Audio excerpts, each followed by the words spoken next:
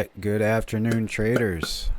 This week we are wrapping up the week of November 4th. Today is Friday. It is about 12 p.m. Eastern Standard Time. Excuse me. And I want to cover this week, just we're going to quickly recap what's happened with the dollar, the VIX, the S&P, our treasuries. Tesla is important, and we'll cover quickly Bitcoin, Ethereum, and take a look at some of the altcoins that are popping. All right, the title of this video, I believe I said everything is going as planned, because it is. Nothing surprising here, guys. Now we had Jay Powell and the Fed come out on Wednesday, and they increased the rates another 75 basis points, which was already factored into the market. Nothing surprising there. Jay Powell, I expected him to say he was going to continue course. All right, he was going to continue tackling inflation. I expected that. Nothing new there. And then he also talked about future possibility of some pauses, because that is what he alluded to last time, and continuing that thought.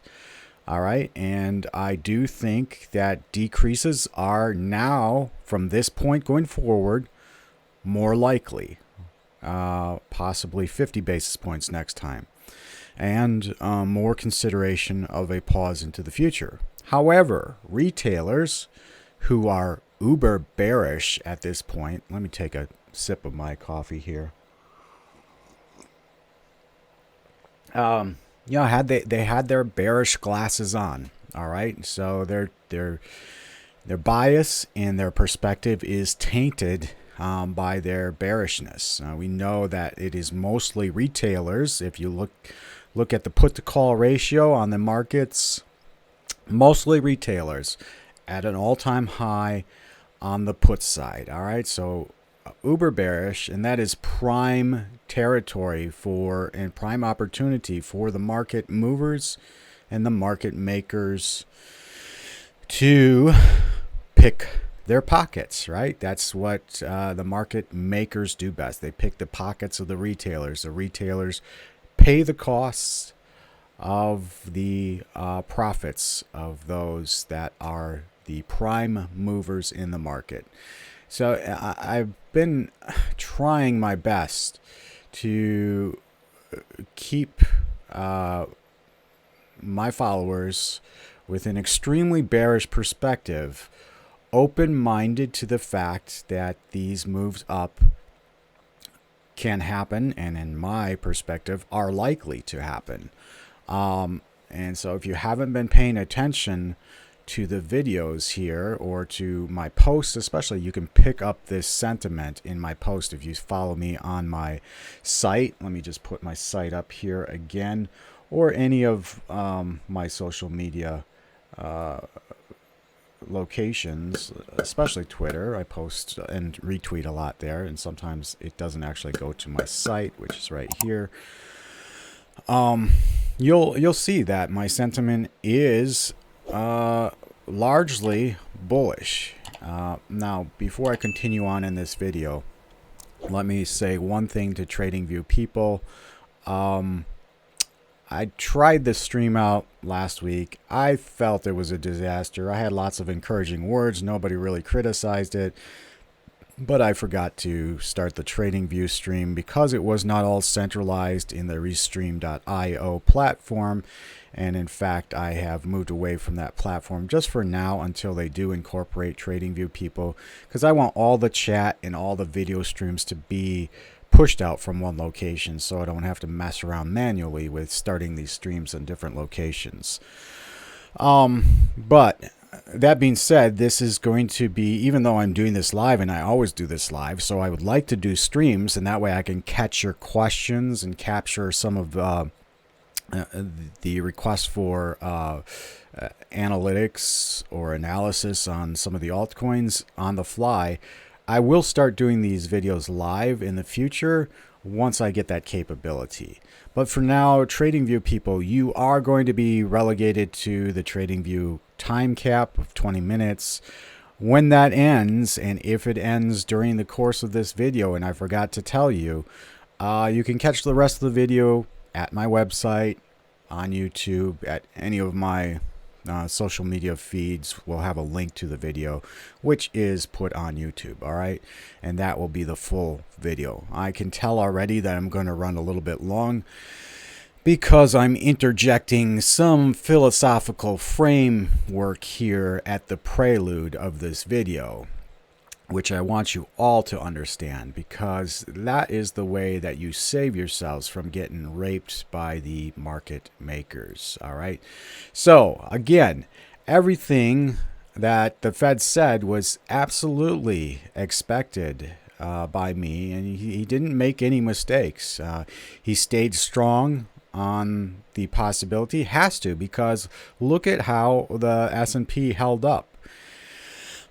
Even with his last hawkish comments. And we're going to take a look at it today again, still holding that support. It's absolutely amazing. And that tells me my thesis for a blow-off top,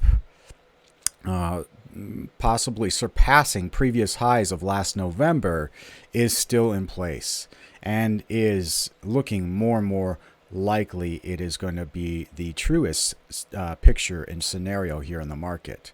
And unfortunately, not many people are going to believe that, all right, until it happens and until it's too late. That's just the way the market moves. This price, it's my speculation here that price in the crypto and on the markets is going to continue to move higher. Yes, I said higher, despite what retailer sentiment is overall. Everyone, when I say everyone, I mean the retailers, is extremely bearish. And you have been made to believe that this market is extremely bearish. So what's going to happen is when the market moves up, now I'm talking midterm, all right? We're talking several months out. It's going to get to a point and you're going to be skeptical the whole time that this is actually a real bull move, all right? And it's going to continue to creep up on you and creep up. And finally, FOMO is going to kick in for the retail investors, fear of missing out.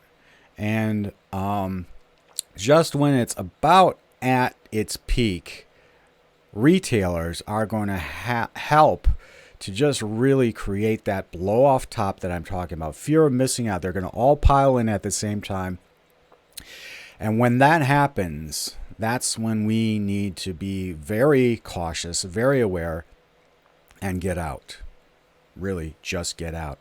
Don't worry about those extra gains that you could have captured. This is all retailers. This is all their fear driving the cap up, which comes in about 6 months. Now, timing is not good. That's why I prefer price and pattern on the charts over timing. So I admittedly am not best with timing, but I see this underway here. I see this scenario could be already starting to play out. All right, enough interjection there on my midterm synopsis. Longer term, I am extremely bearish. I hate to say that. In longer term, I mean in a couple years out. All right, that's when the true impact of what the Fed is doing now, combined with our already hot disinflationary data, which I have gone through many times in past videos.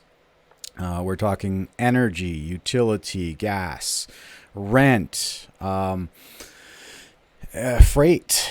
All these indicators that are showing us disinflationary data is already here. The Fed need not do any more, but they will, and they will take credit for disinflation, excuse me, when it starts to come.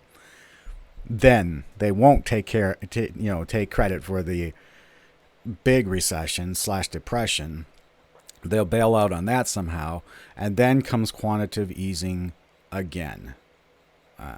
Nobody knows the future for sure, but this is just the way I see the future going so far.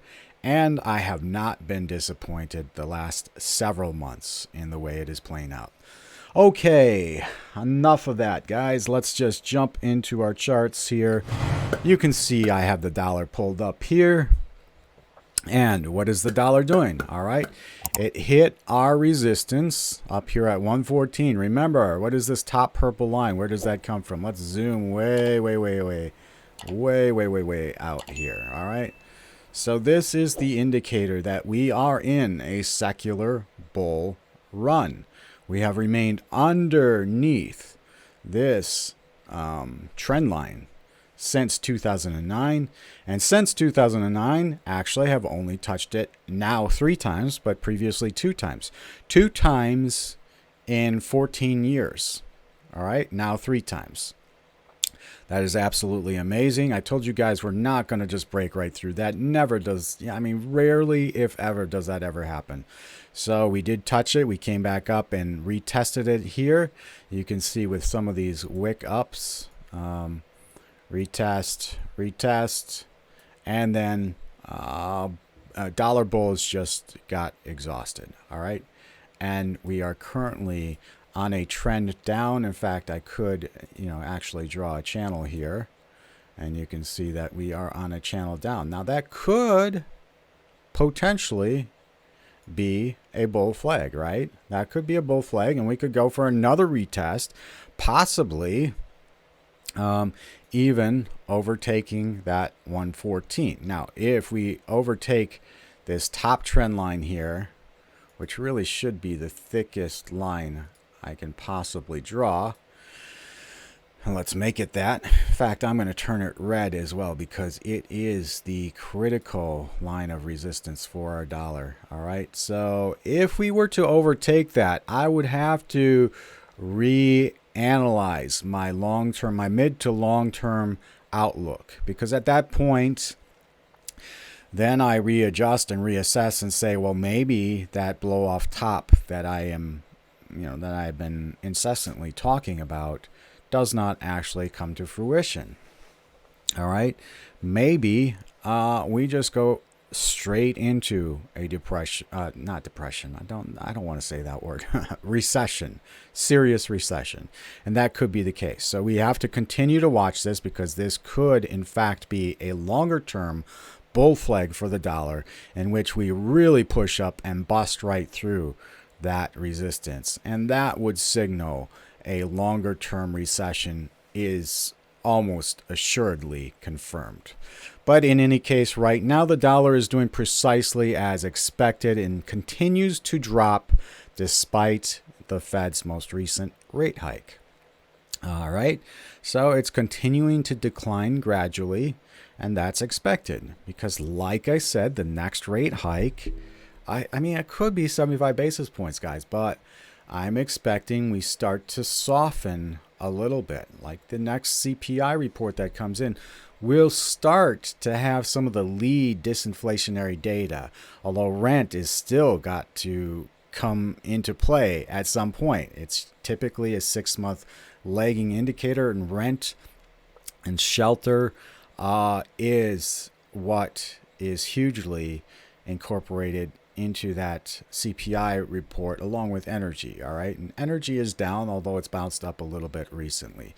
All right, the VIX, the market says we have no fear. Look at this, guys. This is the daily, and for the past month, essentially, with a couple days here, we have just been on a downtrend. All right, come all the way to the bottom of that megaphone pattern, which was expected. Now, I didn't necessarily expect us to come straight down like this. All these red candles, that's highly unusual, especially in such an uncertain market, in uncertain times with uncertain geopolitical situations. So, what is this chart telling me? Guys, these megaphone patterns are generally bullish, and a lot of times you like to hit the bottom of these several times before you finally capitulate and end. And in addition, we see a bullish candle right here. See this hammer candle pattern? All right. So that could just be because we hit the bottom side of this megaphone pattern, but watch out if we don't actually break that support level. All right, if you see the VIX start to move up again, then the dollar most assuredly is going to be moving along with it and attempting to break that top line of resistance, that red line there. And that would be why the VIX is in fear mode. Or potentially geopolitical situation. We have this Ukraine war. All right, so, and we have China threatening to invade Taiwan. All the weird stuff. November 8th is coming up. Elections here, midterm elections here in the U.S. All right, so those are all things that could spike fear. We're at 16 minutes, so TradingView people, you have 4 more minutes before this video ends. And if there's anything else you want to hear me say, you'll have to catch it on YouTube or my website there. We'll point you to the YouTube video. Okay, this right here is our S&P 500. I'm sorry, guys. I got a cold back. My wife got sick.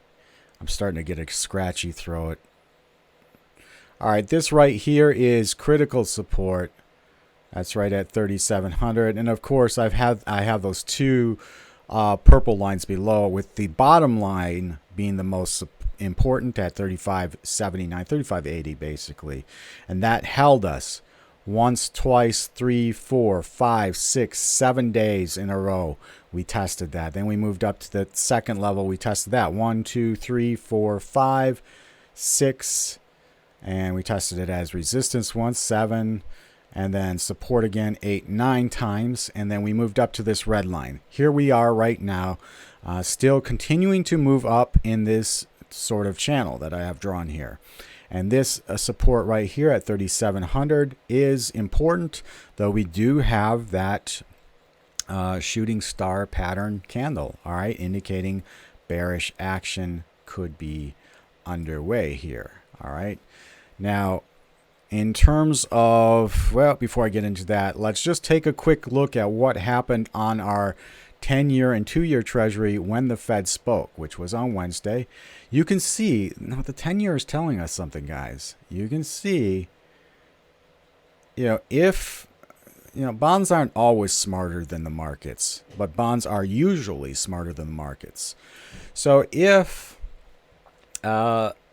the bond market had determined the Fed was going to continue at the historic pace it is at raising interest rates, we should have seen at least a beat of the previous highs there. We should have broken through. Instead, what's happening is the 10-year bond is rolling over, indicating to us that in the future, there will be a little bit of an easing, perhaps, of the Fed rate hikes. Doesn't necessarily indicate a pause, but does indicate a softening, maybe 50 basis points next time. That's so far what the 10-year bond market is telling me. Now, the 2-year bond market was pretty interesting. When the Fed spoke, they were very hawkish. It really spiked up, and this is really what is important here, the 2-year, because this is our shorter term, basically what the bond market is telling us the Fed will continue to do. It spiked like the Fed was going to continue. Then, you heard Jay Powell talk about consideration of reanalysis of future disinflationary data, and even hinted, though you had to carefully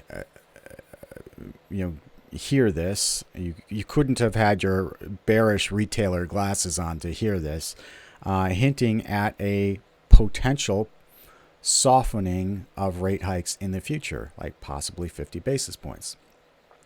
All right, TradingView people, you are counting down, so I'm going to say goodbye to you now. We'll see you on YouTube, those of you that want to catch the rest of this. And we will go into my Ethereum and Bitcoin long trades, as well as the altcoins. We'll take a look at the some of the pops that we're seeing. So you may want to catch it on the rest of the video. See you later. All right, I'm going to have to pause this and open up a new tab here. Get to my trading view. Sorry about this, guys. This is what happens when you don't have a centralized stream repository. You just have to roll with the punches. All right, so the 2-year is essentially telling us that the Fed is, there's nothing that it didn't expect here. The framing of the language that Jay Powell concluded with was entirely expected. It sounds pretty harsh, but there is that possibility of reconsideration in the future. And of course, this is our inverted yields.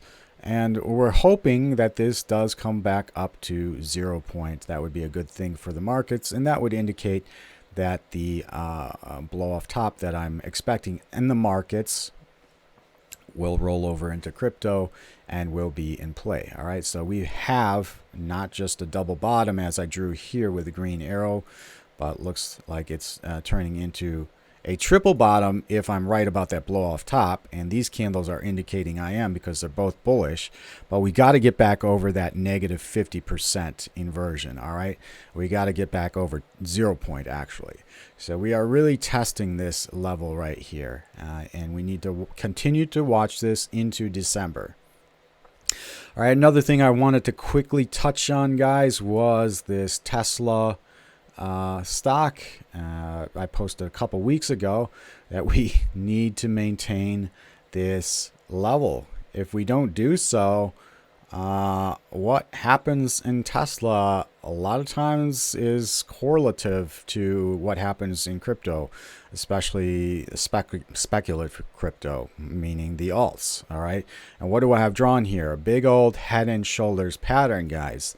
This is not good. Now, sometimes these head and shoulders patterns fail, and I know that.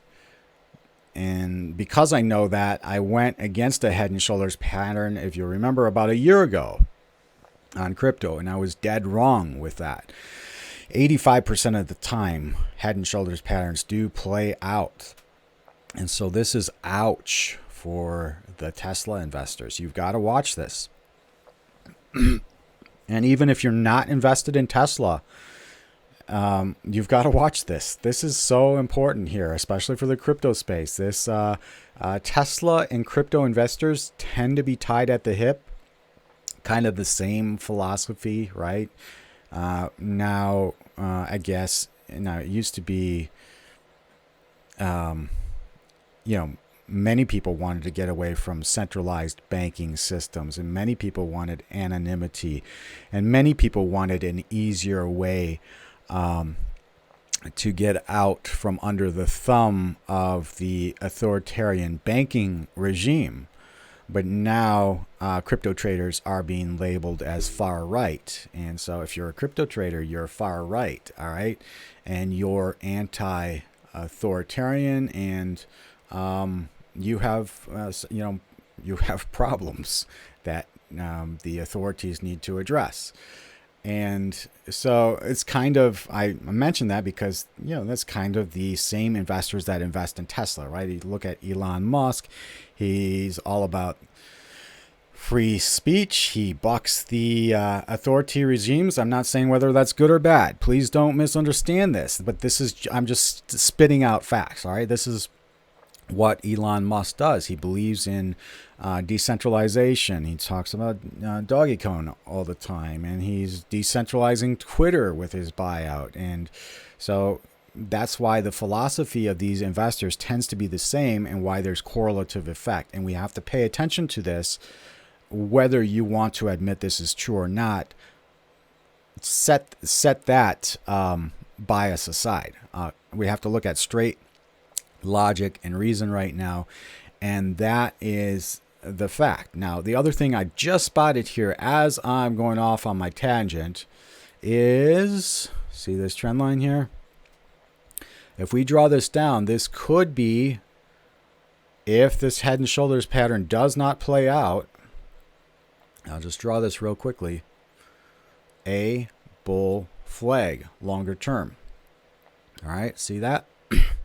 So we've come up, hit into this bull flag, and that very well could be a bull flag as well. So I'm just going to leave that up there for reference.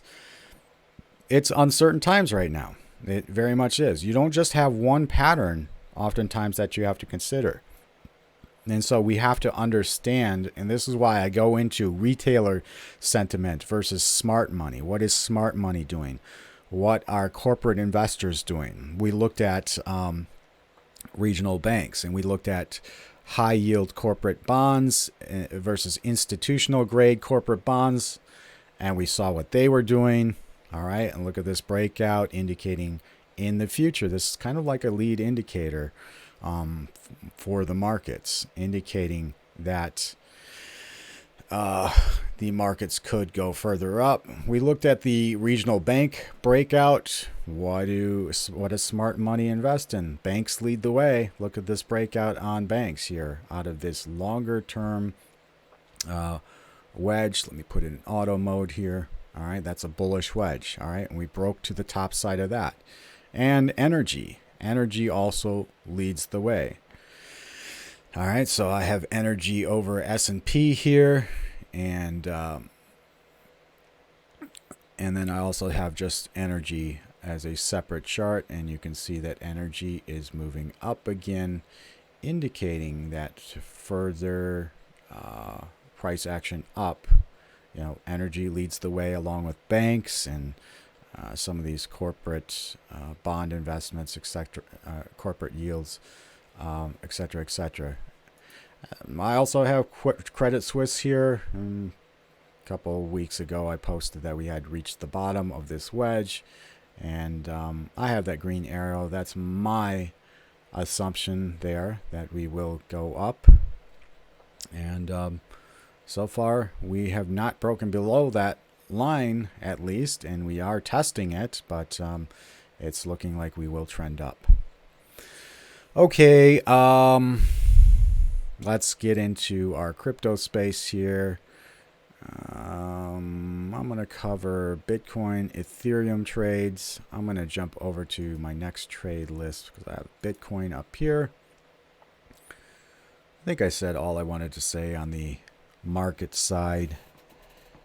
If I didn't, if you still have a question, post it in the comments or in our Telegram chat channels. Basically, I have one channel for the paid subscribers, which are all on pause, and then I have a chat channel for the rest of you all. But paid subscribers is generally, well, it is a lot more active. In fact, I can barely keep up sometimes with the guys in there. Okay, so Bitcoin, I have a bull flag here. All right, so what happened? Let me just go through some of the past trades. On this candle right here, I traded in long at 18,300 and held that to, guys, remind me, did I hold it to the top of this? Yes, I held it to the top of this. I can't remember if I held it to the top of this bullish wedge or if I held it all the way up here. I'd have to go back and look. I can't remember on that one. And then when we were up here, you'll remember last Friday I said let's short Bitcoin, and over the weekend. But that weekend it did the opposite of what I thought. And so my short, I had to hold into Wednesday. That's when I sold my short. Fortunately, I was in the profit on that one as well. And then I went long immediately. That was yesterday. And we reached the top of this bull flag into the 100-day moving resistance, that red circle there, and a level that I have drawn here at basically 20,800.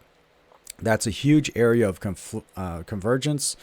So being that it is Friday and we're going into the weekend again, additionally, look at this RSI. We're up into a level of resistance there as well. That's 4 points of resistance. And we're going into a weekend. I don't really want to hold this into the weekend, so I sold that position for a profit. So 3 times in a row, I was able to make a profitable trade on Bitcoin. And I do believe that we will break to the upside of this bull flag eventually, but maybe not until after the weekend, maybe not until next week sometime. And so that's another reason for selling. I just want to capture my profits while I have them, and I have those profits now. Can I tell how long we've been going on this video? Oh, 30 minutes already. All right, so I don't want to keep you guys too long. Let's take a look at Ethereum. Ethereum, kind of the same thing. All right, I made a couple profitable trades on Ethereum, and I bought basically the last long I bought was down here, this wick down on Ethereum, and then I sold just outside of this bullish wedge. Now, why did I sell outside of a breakout of this channel? Basically, it's a channel here. Why did I sell? Because I saw the 200-day moving average coming down, and generally right before the close on Friday, these candles like to kind of disintegrate. So I expect by the close of this candle, which happens to be 8 p.m. Eastern Standard Time here, I think that green will be under that channel again, and then we'll sit under that for the weekend in a state of uncertainty. So really, I'm not expecting to open too many trades. Now, if we do close above that, and then let's say tomorrow, like Saturday, we decide to open a new candle above that and move above that 200-day moving average, well, then I start to become interested again. All right. Of course, I do expect to do as we always do and come back down and test the top of that previous resistance as support before we take up further. So these trades tend to be a little bit faster, and really I don't know how to relay these trades to you guys other than through my website in a rapid fashion. Now I have my paid subscribers group, which often I'll just make a quick post there that I'm going to do a quick trade. But all I can do with the rest of y'all is make a post, and I suppose what I can do is approximate the time it will take to reach various different targets before I sell, and give a better estimate of what I expect the price action will do. In this case, with Ethereum, and anytime we break out of a triangle or a descending channel, we like to break out and then come back and test it in something I call kissing mama goodbye. All right. So we are now above strong support. See this purple line? It comes all the way from February of this year.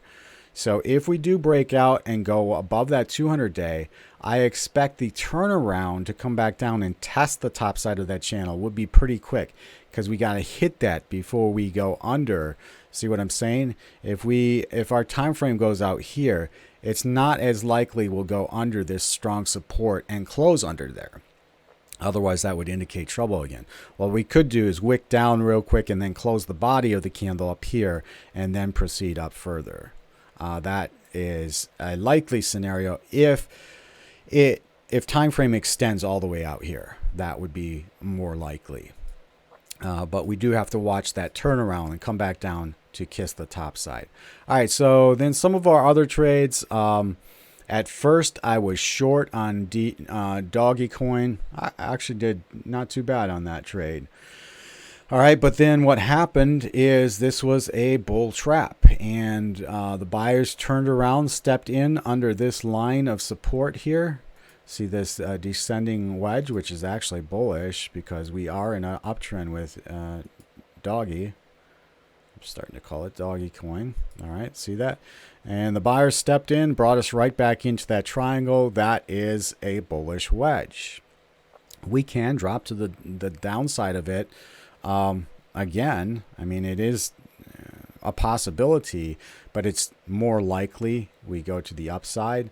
So it was time for me to get out of the trade. I captured my profits. Now I'm just waiting to see what we do here on Doggy Coin. All right.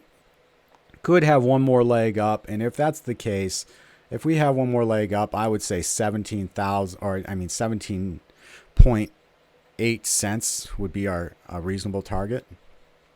But But take a look. We're watching RSI on this, guys, and RSI on this has been hot for over a week. I mean, in overbought territory. And that's why, essentially, I shorted it a couple times here. But right now, it's cooled off and looking bullish, actually, believe it or not. Another one I'm looking at is Band. All right, so Band has captured, what, a couple 100%. To the top side of this is a couple 100% from here. And I went short on this last night and got stopped out. I went short at $3. And we did start to make profit. My target was $2. And then buyers turned around and stopped me out at my stop out at $3.50. That was a pretty loose stop. And so a pretty big loss on my spreadsheet. I am going to try this again because this is a daily candle and it's looking bearish. But I have my order in at, I've got it up here, 350. All right, so I have a sell order in at 350. I doubt I'll get that. I just wanted to be safe on this one this time with a stop limit of 410, and my target still remains $2. I may enter into that trade a little bit lower depending on how we close out today. All right. Matic is another hot one. Somebody said OXT. One of my buddies shot me a text here and said OXT as well. Of course, Matic is all part of the Disney deal thing. I believe that's what's shooting this one up.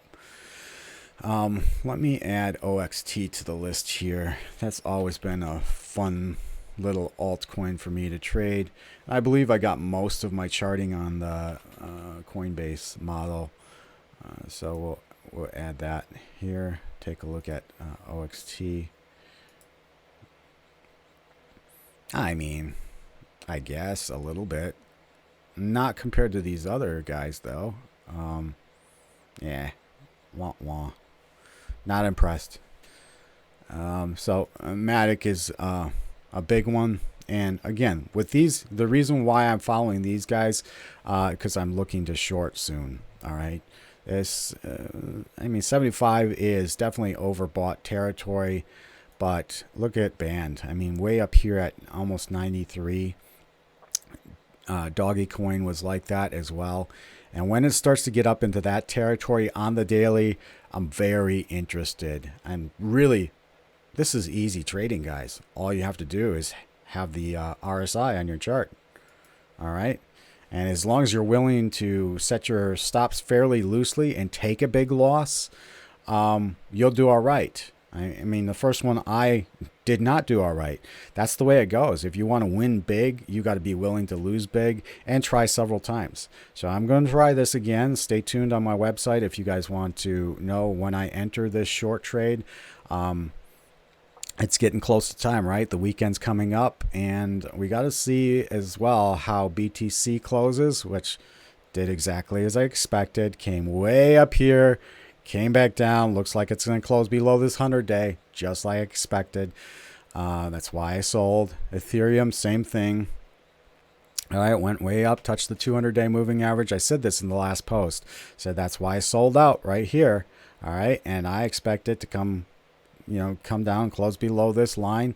Maybe it doesn't, but this line doesn't have to be perfect either. I don't know how perfectly drawn I have this channel.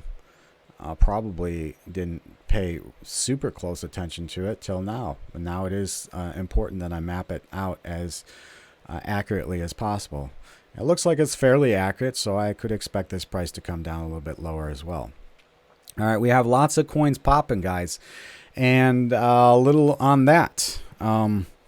This is what happens when retail sentiment is uber bearish and retailers have reached exhaustion.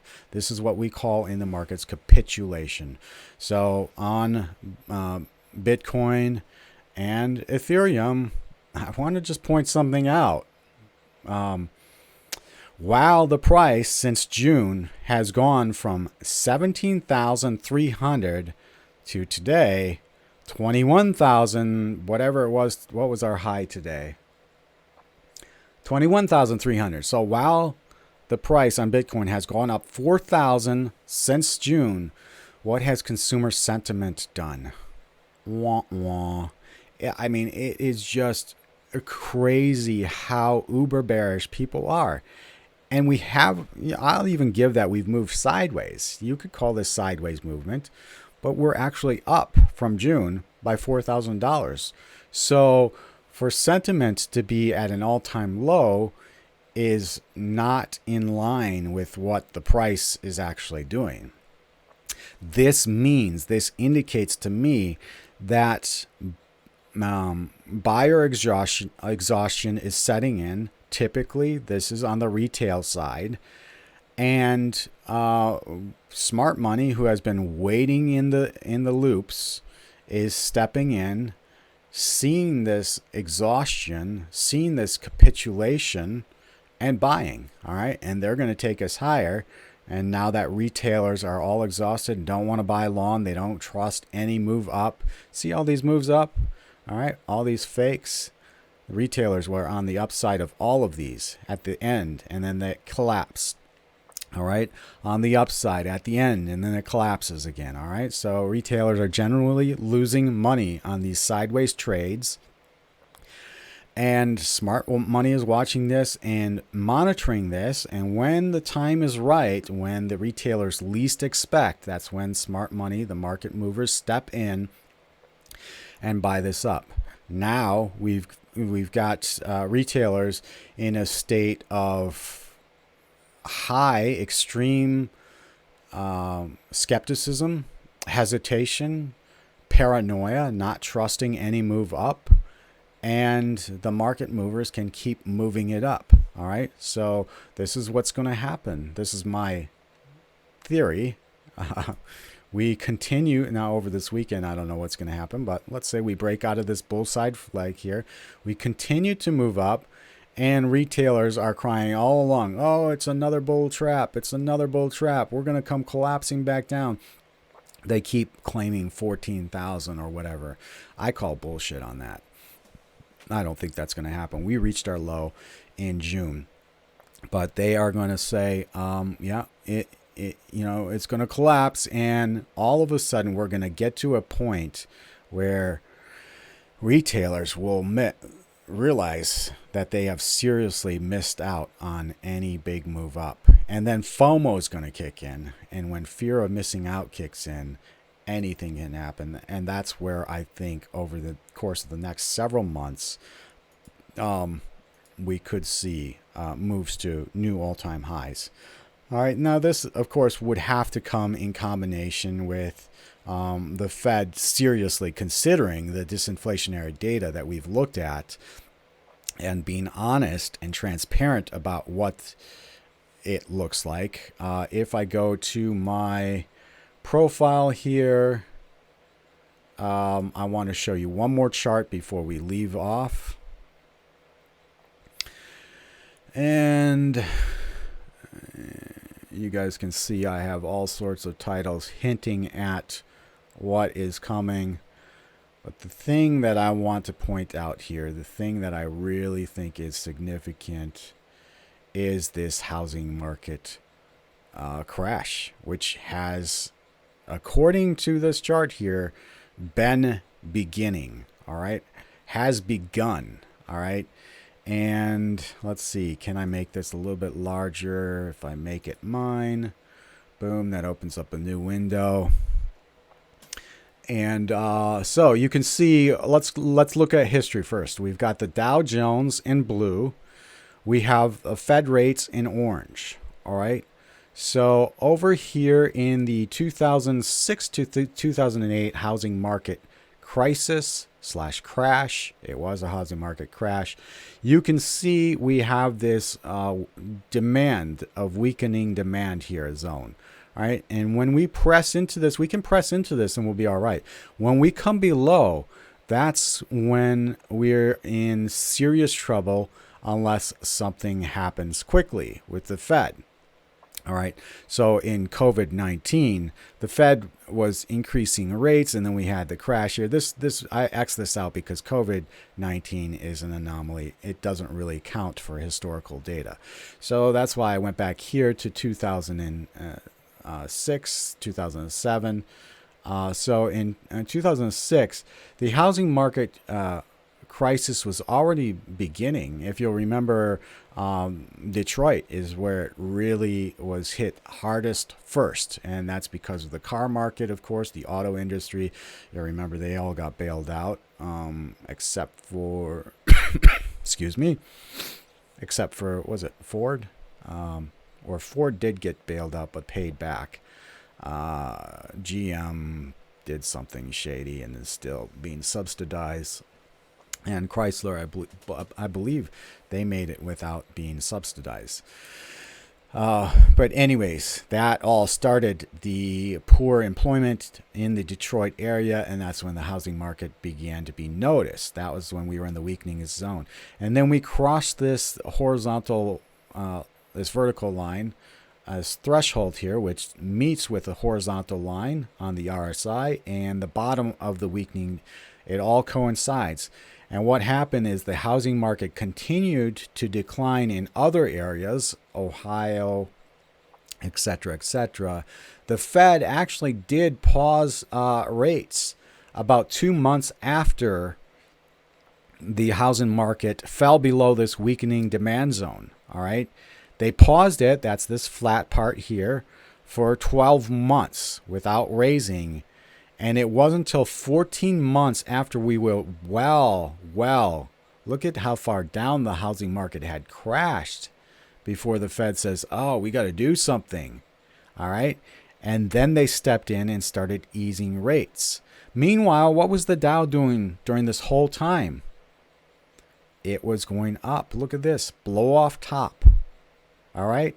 After the housing market crossed this threshold to the downside, the housing or the Dow continued to move up and moved another full, I think that was like 50 basis or 50% before it finally reached the top. Another 20%, excuse me. All right. So anyways, it moved another 20% while the housing market was in serious decline. So we can take a look at this scenario here repeating itself. We are well below the weakening demand zone. The Fed is still increasing interest rates. In fact, we have intersected that line of deflation in the housing market. We're recognizing weakness in markets like Phoenix and Las Vegas and Austin. It's beginning. You can see down here on the RSI, same thing. And the Fed is continuing to raise rates. Will they pause? And if they pause, will it be 2 months after we have fallen below this weakening zone? If so, we've got another month of interest rate increases to go. Like December, if this history is correct for now, and it repeats, we'll have another 75 basis points in December. Meanwhile, the Dow in the markets continue to move up. And look at what's happening here. All right, can you see the blue line there? It is moving up, despite the fact that housing is moving down, despite the fact that federal interest rates are increasing, the market continues to move up. I expect history to repeat. I expect the Dow to continue to move up at least another 20% from where we're at least meeting previous highs, possibly exceeding previous highs. And that is where my blow off top scenario, my thesis, it comes from. It's from past history. All right. So I wanted to leave you with that. Watch this very closely, guys. This is all important stuff, and this all plays into our crypto space. I watch all of this stuff. I could trade these markets as well. I believe that there's a lot. I believe crypto is the future, and so that's why I tend to trade crypto more than I trade anything else. But there's lots of good stocks out there you can make a lot of money on. And then, guys, don't forget the Tesla correlation as well. We've got to watch all of this very closely. Tesla, of course, that head and shoulders pattern. Let me jump back to that chart since I'm not on a time constraint here. We've got the head and shoulders pattern, and we've got a potential bull flag if the head and shoulders pattern fails.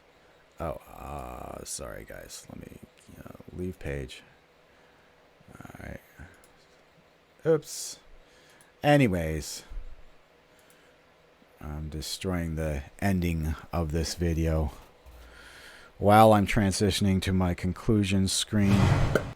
I will see if I can get you over to the Tesla chart. And there it is. So we have two possibilities here, and we're uncertain as which one is going to play out. If we get some closes here below this head and shoulders neckline, then it's going to be the head and shoulders pattern. If we start to bounce and go up to the top side of this triangle, I believe this is going to be a bull flag. And this correlates largely with our crypto space. All right, guys. So that's about it. That's all I have for today. I'm sorry it was definitely a longer video, but hopefully you found some helpful information. And as I said in the video, everything is going as expected. Nothing surprising here. No reason for me to be as bearish as some of you guys are. No reason at all. In fact, if anything, I have become even more bullish seeing recent price action on Bitcoin and Ethereum play out exactly as was predicted. And we've got another bull flag here, which I do expect to play out soon. I'm waiting for confirmation on that. And you can follow me on my website to see when I enter that trade. All right, until the next video next week. Peace, y'all. Have a good day.